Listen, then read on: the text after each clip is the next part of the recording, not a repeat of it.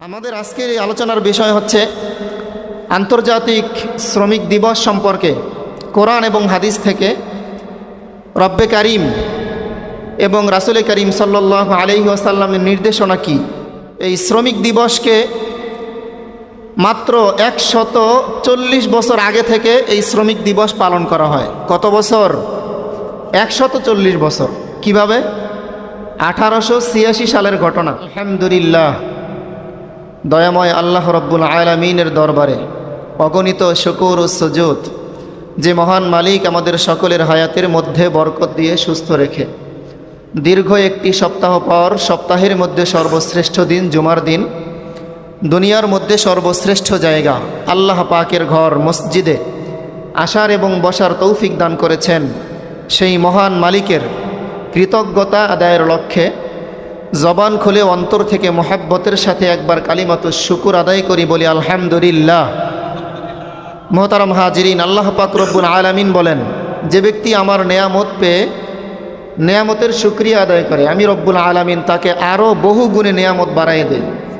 তাহলে আল্লাহ পাক রব্বুল আলামিন শুক্রবার জুমার দিন দ্বীন এলেম শিক্ষা করার উদ্দেশ্যে কোরআন এবং হাদিসের কথা শোনার জন্য আপনাকে আমাকে আগে আগে আসার এবং বসার তৌফিক দান করেছেন। এটা আল্লাহ পাকের বহুত বড় এহসান ছাড়া আর কিছুই হতে পারে না।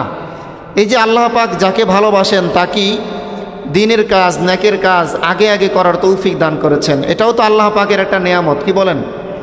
এই যে নেয়ামত আল্লাহ তাআলা আপনাকে আমাকে দান করেছেন, এজন্য আরও একবার জবান খুলে অন্তর থেকে মোহাব্বতের সাথে কালিমাতুশ শুকুর আদায় করি, বলি আলহামদুলিল্লাহ। লক্ষ কোটি দুরুদ ও সালাম পেশ করছি বিশ্বনবী সাইয়্যিদুল মুরসালিন খাতামুন নবিয়্যিন রাহমাতাল লিল আলামিনের উপর। সকলেই বলি সাল্লাল্লাহু আলাইহি ওয়াসাল্লাম, সাল্লাল্লাহু আলাইহি ওয়াসাল্লাম। মোহতারাম হাজিরিন, আজকে হলো পহেলা মে 1 ইন্টারন্যাশনাল ওয়ার্কার্স ডে, আন্তর্জাতিক শ্রমিক দিবস। আমাদের আজকের এই আলোচনার বিষয় হচ্ছে আন্তর্জাতিক শ্রমিক দিবস সম্পর্কে কোরআন এবং হাদিস থেকে রব্বে কারিম এবং রাসূল করিম সাল্লাল্লাহু আলাইহি ওয়াসাল্লামের নির্দেশনা কি। এই শ্রমিক দিবসকে মাত্র 140 বছর আগে থেকে এই শ্রমিক দিবস পালন করা হয়। কত বছর? 140 বছর। কিভাবে? 1886 সালের ঘটনা।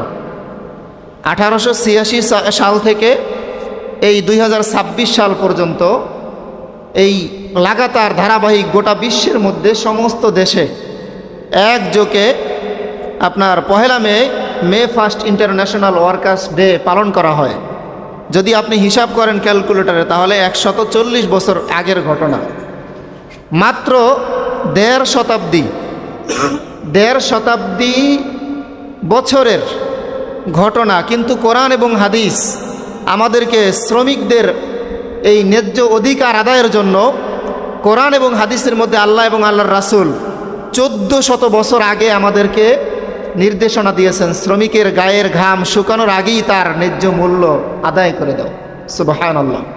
কিন্তু শ্রমিকরা এই যে দেড় শতাব্দী যাবৎ দুনিয়ার মজদুর এক হও, লড়াই করো, এই যে তারা প্রতি বছর মে 1 ইন্টারন্যাশনাল ওয়ার্কার্স ডেতে বিভিন্ন শ্রমিক আন্দোলন, শ্রমিক ফেডারেশন, শ্রমিক সংগঠন, বিভিন্ন রকমের শ্রমিক অধিকার আদায়ের লক্ষ্যে বিভিন্ন সংগঠন তাদের ব্যানারে তাদের ন্যায্য অধিকার আদায়ের লক্ষ্যে তারা যেরকম আন্দোলন সংগ্রাম করতেছে, কিন্তু একটু বলেন তো, দেড় শতাব্দী যাবৎ তাদের এই আন্দোলনের বিন্দু মাত্র কোনো উন্নতি অগ্রগতি আছে বলেন?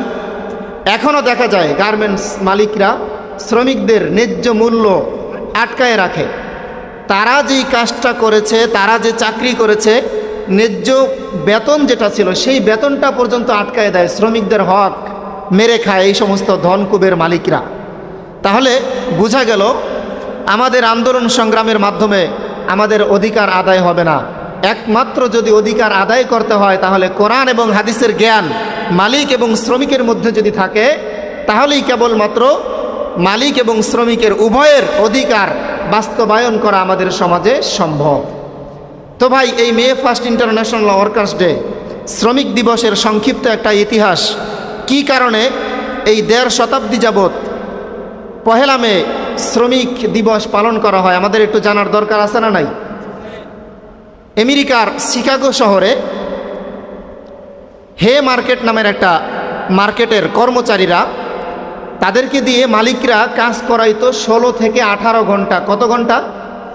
16 থেকে 18 ঘন্টা আমেরিকার শিকাগো শহরের হে মার্কেটের মালিকরা এই কর্মচারীদেরকে 16 থেকে 18 ঘন্টা তাদেরকে দিয়ে কাজ করাইতো এবং তাদের ন্যায্য যে পাওনা এটাও তারা দিত না।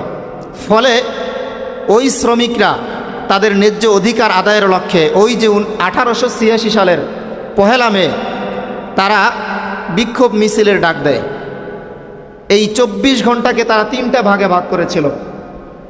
3 8 24, 8 ঘন্টা তারা কাজ করবে, 8 ঘন্টা বিশ্রাম নেবে, আর বাকি 8 ঘন্টা সামাজিক যোগাযোগ, নিজের শরীর চর্চা, বিভিন্ন রকমের বিভিন্ন কিছুর মাধ্যমে তারা এই 3 8 24 ঘন্টার একটা কর্মসূচির নামে তারা আন্দোলনের ডাক দেয়।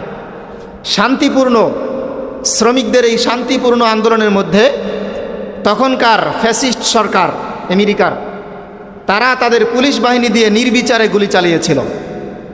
এই নির্বিচারে গুলি চালানোর কারণে ওই শ্রমিকদের আন্দোলনরত 6 জন শ্রমিক সেদিন মারা গিয়েছিল। কতজন?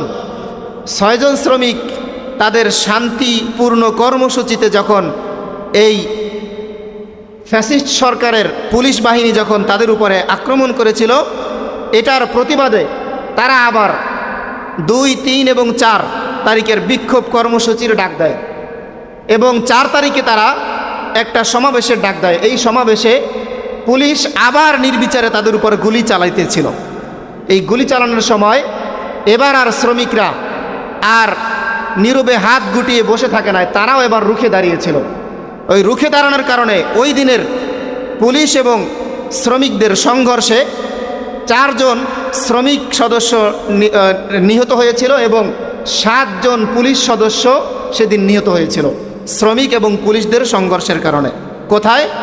আমেরিকার শিকাগো শহরে ফে মার্কেটের ঘটনা। তো যখন এই পুলিশ এবং শ্রমিকদের সংঘর্ষে 7 জন পুলিশ মারা গেল, এর কারণে ফ্যাসিস্ট সরকার তখনকার সময় তার জোর জবরদখল করা আইনের বদৌলতে আবার তারা কি করছে?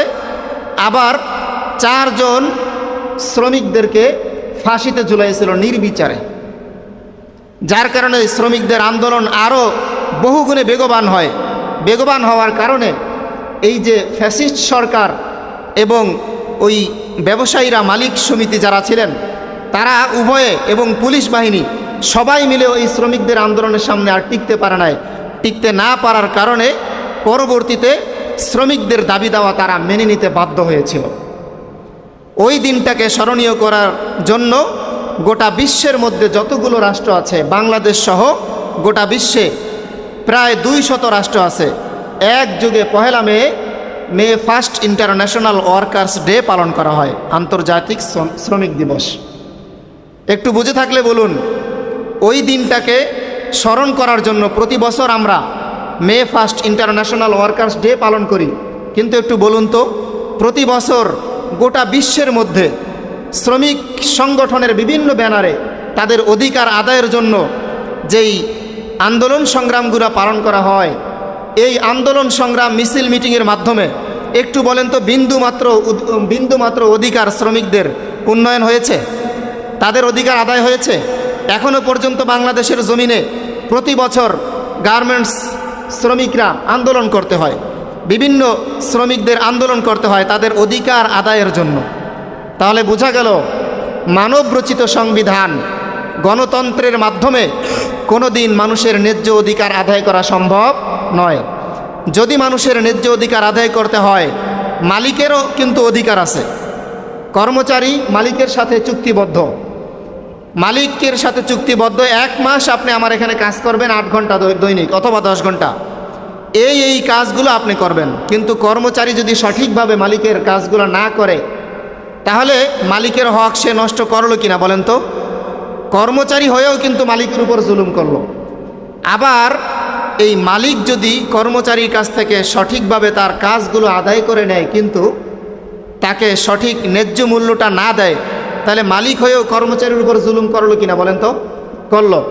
তাহলে মালিক এবং শ্রমিক উভয়ে যদি কোরআন এবং হাদিসের জ্ঞান যদি অর্জন করে, তাহলেই কেবলমাত্র মালিকের অধিকার, শ্রমিকের অধিকার আদায় করা সম্ভব। অন্যথায় এই গণতান্ত্রিক শাসন ব্যবস্থায় বা পুঁজিবাদী অর্থনৈতিক ব্যবস্থায় কখনো মালিক এবং শ্রমিকের অধিকার আদায় করা সম্ভব না।